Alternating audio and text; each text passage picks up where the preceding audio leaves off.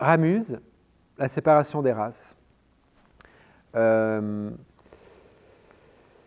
j'adore ce début de la séparation des races, cet œil mobile là qui découvre et qui constitue un paysage. Il y a toujours ce paysage-là chez Ramuse, de la montagne, effectivement. Parfois extrêmement, oui, la nature devant laquelle on est béat, et puis parfois une nature complètement, absolument hostile à l'homme, dangereuse, mortelle. Et j'aime beaucoup ça, ouais, l'écriture spatiale de Ramuse. Je trouve ça vraiment formidable. Il y a c'est presque une écriture qui pourrait être ou servir à, oui, à comment dire, des écritures de géologues, de choses de sciences naturelles. Je crois qu'il y a vraiment une syntaxe, une utilisation d'un vocabulaire qui pourrait vraiment servir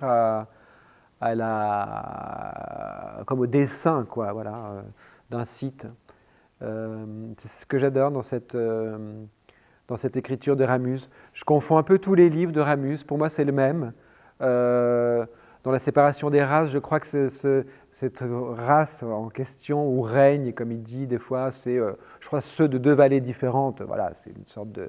Il y a une dimension absolument imaginaire, de mythologie personnelle dans l'utilisation d'un vocable pareil chez lui. Absolument évidemment, aucun visée ethno-politique là-dedans. Mais voilà, c'est un rapt d'une fille d'une vallée par un garçon de l'autre, et la résolution de cette espèce de geste complètement fou et hors la loi. Et donc voilà, il y a une dimension de vie sauvage, quoi, dans les textes de Ramuse. On a l'impression vraiment qu'on peut être au bas Moyen-Âge parfois.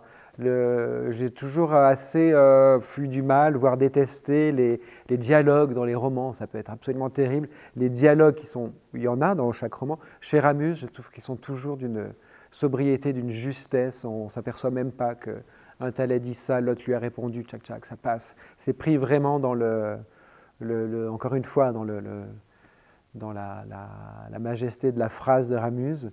Et oui, il faut lire Ramuse, c'est absolument incroyable.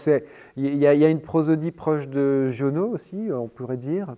C'est un peu dans cette famille de grands prosateurs comme ça.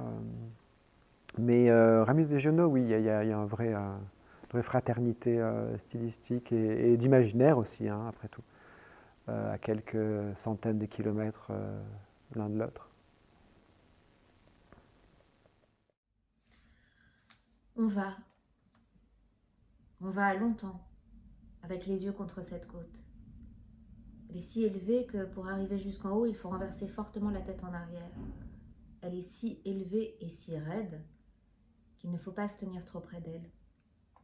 Il faut se donner un certain recul, sans quoi elle serait cachée par ses premiers avancements. Il y a un premier étage, et au-dessus de cet étage, il y en a un autre, au-dessus de cet autre, un autre, en sorte qu'il faut aller se poster finalement au-delà du fleuve, qui est ici près de sa source. C'est pourquoi il n'est guère encore qu'un torrent. Enfin, l'œil a trouvé sa pleine liberté. Là où il faut au pied des heures, un seul mouvement lui suffit. Là où les hommes d'ici vont si difficilement, avec une grande sueur et une grande peine, sous la hotte d'osier ou celle en douve pleine où on met le raisin, leurs énormes charges de foin, leurs 5 ou 6 gerbes de seigle, ou chassant devant eux leurs chèvres, marchant devant le troupeau de leurs vaches, parmi les cailloux, sans le grand soleil, de haut en bas, de bas en haut. L'œil, c'est d'un seul coup d'aile, et sans que rien le gêne, qu'il atteint le sommet. Il va contre des talus caillouteux d'abord, contre des carrières d'ardoises, et les vignes sont droites au-dessus. En travers de ces vignes, toutes culbutées par les provignages et qui font pencher leurs petits carrés les uns par-dessus les autres, de droite à gauche, en même temps qu'elles s'avancent l'une sur l'autre comme les tuiles d'un toit. Et c'est un premier étage.